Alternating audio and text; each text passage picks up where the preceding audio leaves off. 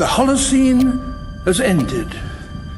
What we do now and in the next few years will profoundly affect the next few thousand years. The only conditions modern humans have ever known so far are changing, and changing fast. Nothing stays the same on this planet. Everything changes. The Earth is going into one of these jumps, and you don't know what is going to be on the other side of those jumps. The Earth is always jumping.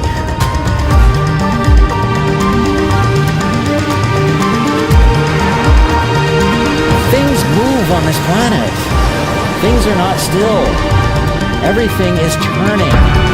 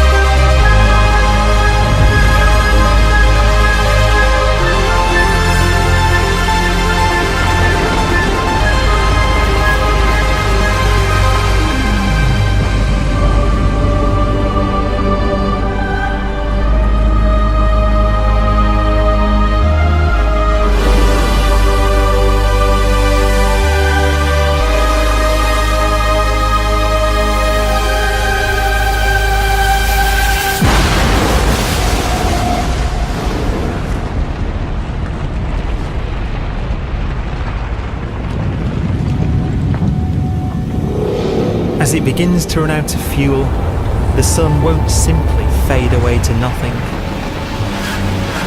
Its core will collapse, and the extra heat this generates will cause its outer layers to expand.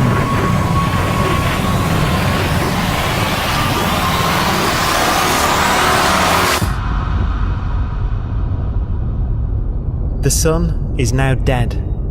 Its remains slowly cooling in the freezing temperatures of deep space.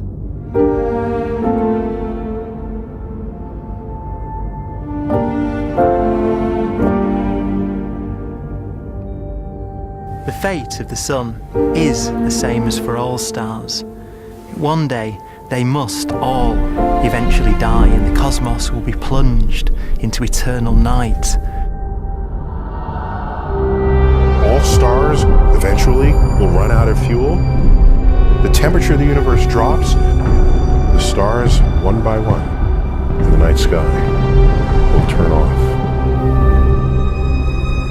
And there'll be no more new stars created. And so that the universe will end not with a bang, but with a whimper. And not in fire, but in ice.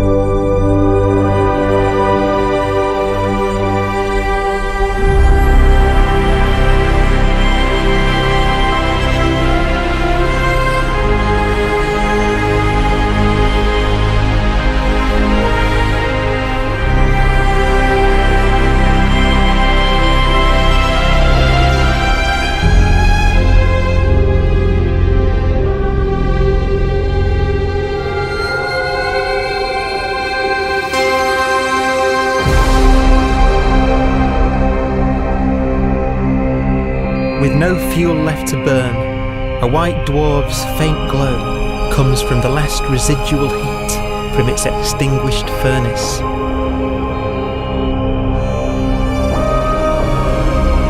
Looking at it from where the Earth is now, it would only generate the same amount of light as the full moon on a clear night.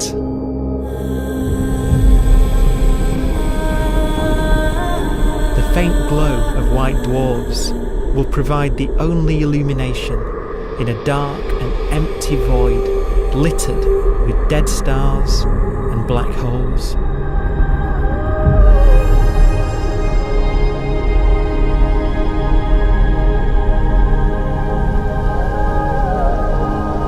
ways, it's kind of a ghost universe. It's the corpses, the zombie stars, that will take us into the future.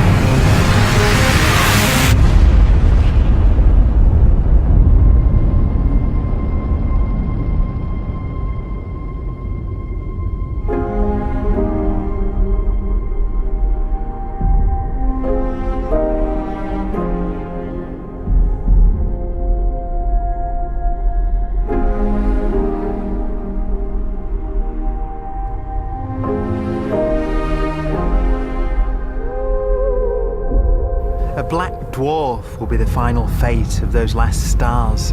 White dwarfs that have become so cold that they barely emit any more heat or light. Black dwarfs are dark, dense, decaying balls of degenerate matter, little more than the ashes of stars. Their constituent atoms are so severely crushed that black dwarfs are 1,000,000 times denser than our sun.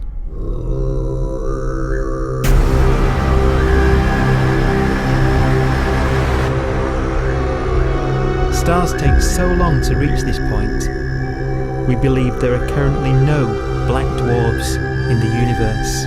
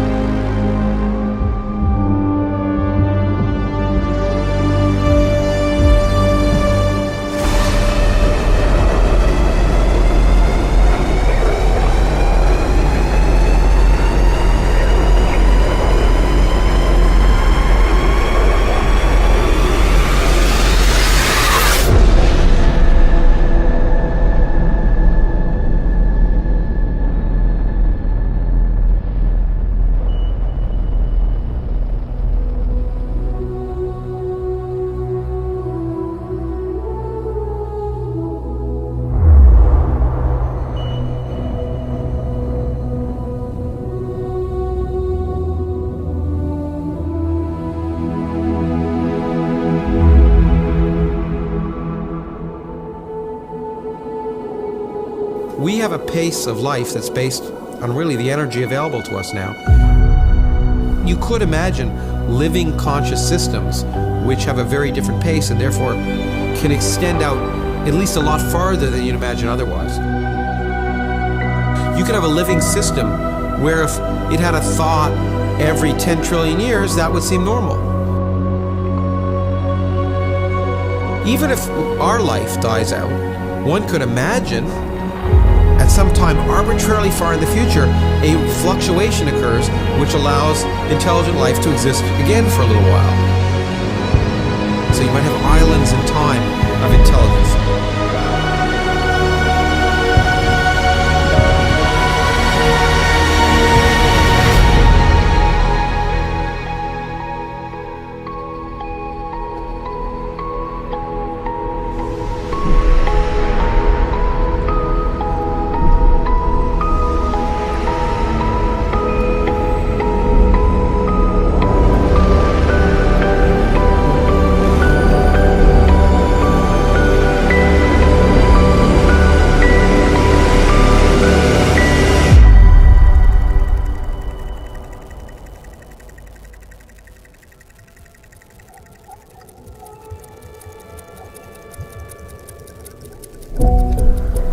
Proton, one of the fundamental building blocks of atomic matter, of what makes us up, can just spontaneously fall apart. Any material that evades the pull of a black hole eventually dies away as its protons disintegrate.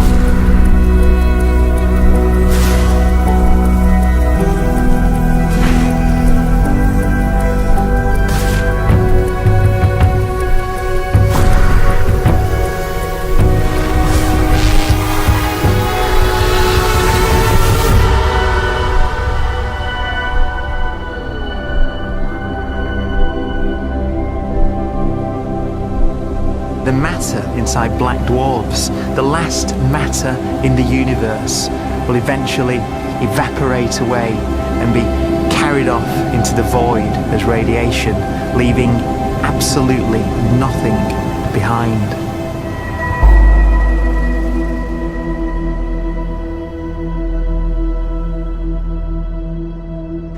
With the black dwarfs gone, there won't be a single atom of matter left. All that will remain of our once rich cosmos will be particles of light and black holes.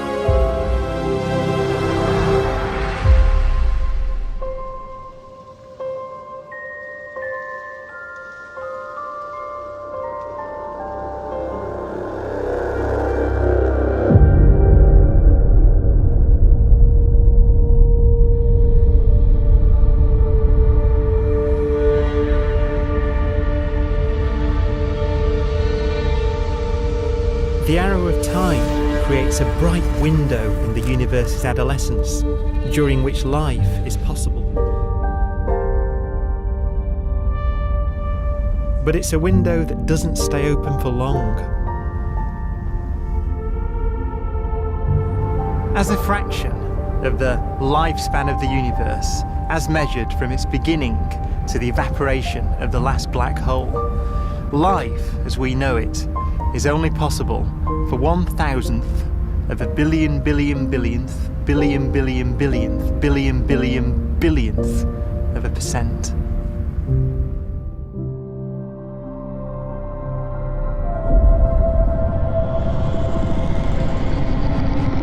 Black holes become the fundamental building block of the universe.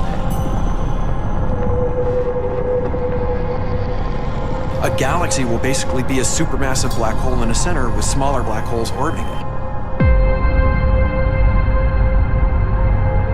Zombie galaxies filled with black holes continue to evolve.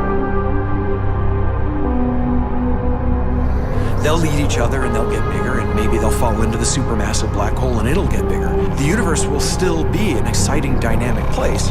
It's just that the timescales you're talking about are now trillions of years instead of thousands or millions of years.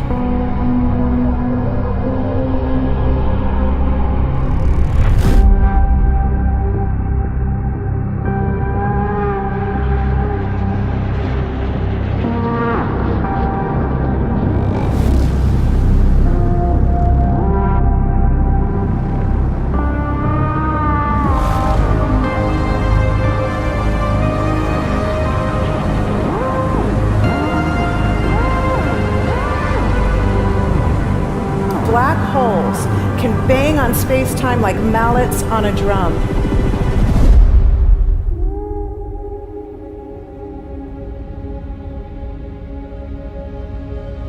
And they have a very characteristic song.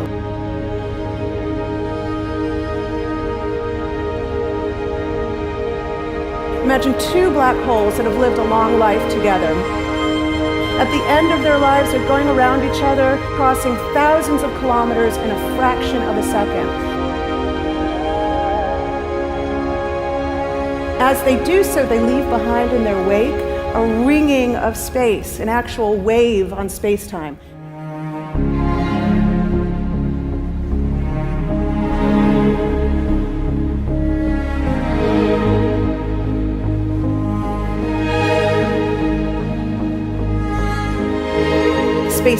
squeezes and stretches as it emanates out from these black holes banging on the universe. Those are the gravitational waves. They're literally the sounds of space ringing. And they will travel out from these black holes at the speed of light as they ring down and coalesce to one spinning, quiet black hole.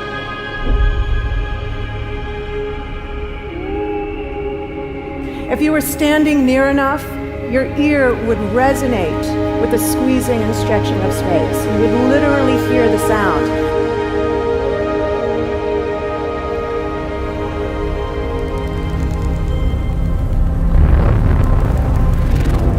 Imagine a lighter black hole falling into a very heavy black hole. The sound you're hearing is a light black hole banging on space each time it gets close.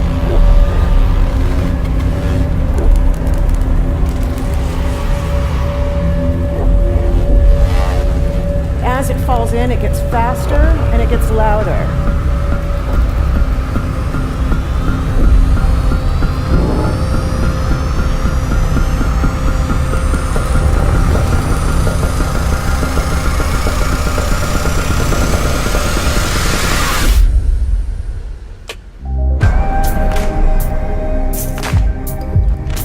Scientists used to think black holes were immortal, but even these will one day die. Now we're talking about timescales of unimaginable length, quadrillions of years into the future. On that timescale, even the black holes begin to evaporate.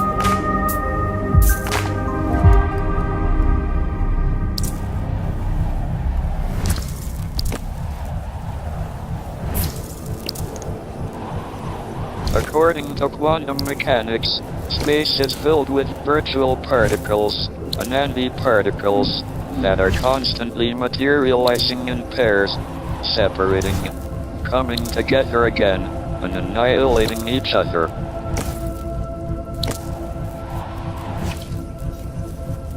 In the presence of a black hole, one member of a pair of virtual particles may fall into the hole, leaving the other member without a partner with which to annihilate. The forsaken particle appears to be radiation emitted by the black hole. And so, black holes are not eternal. They evaporate away at an increasing rate until they vanish in a gigantic explosion.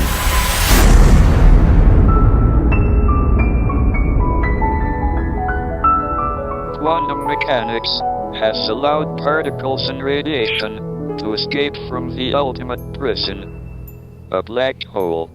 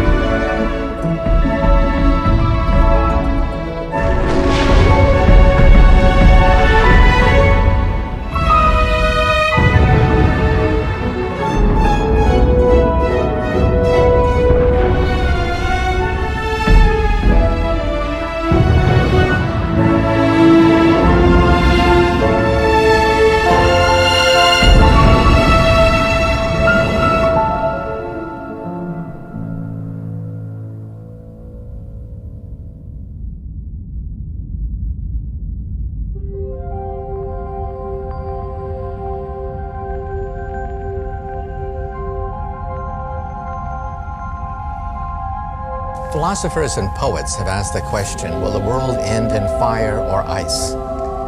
We can now give an answer. The latest evidence shows that the universe is not slowing down, but it's speeding up out of control. And the universe, we think, will die in ice. Trillions upon trillions of years from now.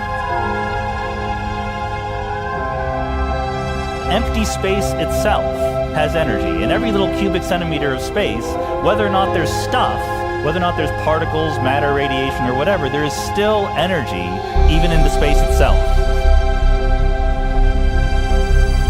And this energy, according to Einstein, exerts a push on the universe. What is the weird stuff that's accelerating the universe?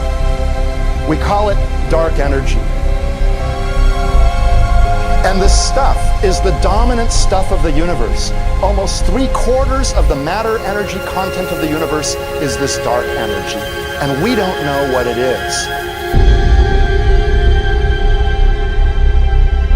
Dark energy, unlike matter or radiation, does not dilute away as the universe expands.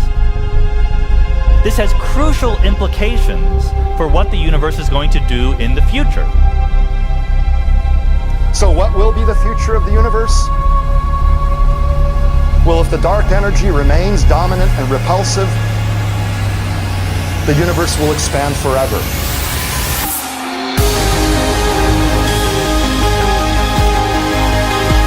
Faster and faster and faster with time. A runaway universe. 70% of the energy of the universe resides in empty space, and we don't understand why. But we do know what will happen. If that energy continues to be there, the universe will become cold and dark and empty. That's the future as it might be. We don't know because we don't yet understand the nature of dark energy. Until we do, we won't know the future. We won't even understand our own origins, and that's why we want to know and study this subject.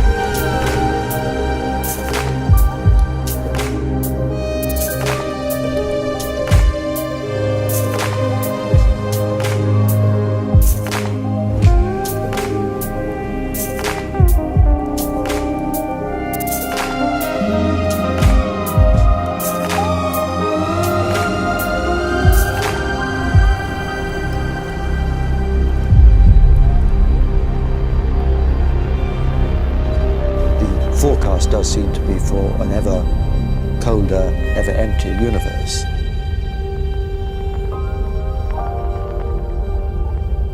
But then, of course, we have to ask, could that end lead to a new beginning? And there are ideas whereby what actually is the end of our universe could in some sense be linked to the beginning of a new one.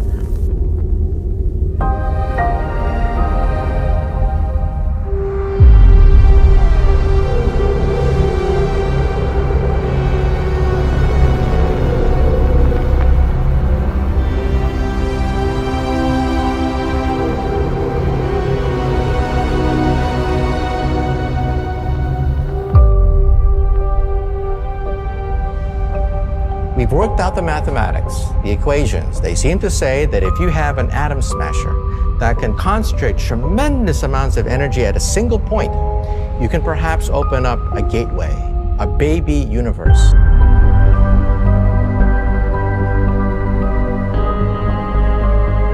Facing the death of everything there is, this perhaps is their only possibility of escape. And this also raises a very intriguing possibility, sheer speculation of course, that perhaps any universe that has intelligent life in it will create baby universes, will create lifeboats, and proliferate child universes. So an evolution may take among universes in the multiverse. Survival of the fittest may take place. So those universes which do not have intelligent life are infertile. They have no children. But those universes that have mild temperatures, stars like us, would create civilizations that could open up child universes, and they would then proliferate.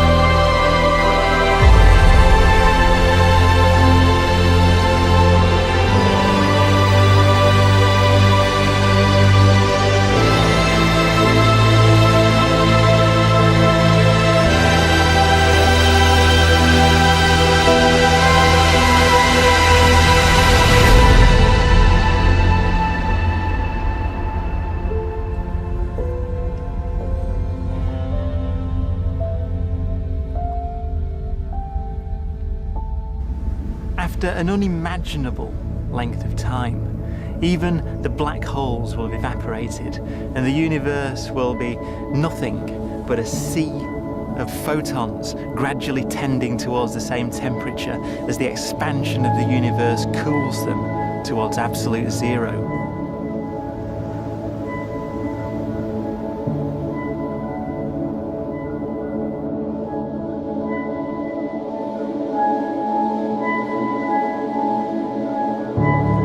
Once the very last remnants of the very last stars have finally decayed away to nothing, and everything reaches the same temperature, the story of the universe finally comes to an end.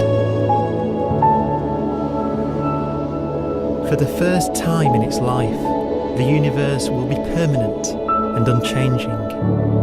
Entropy finally stops increasing because the cosmos cannot get any more disordered. Nothing happens, and it keeps not happening forever.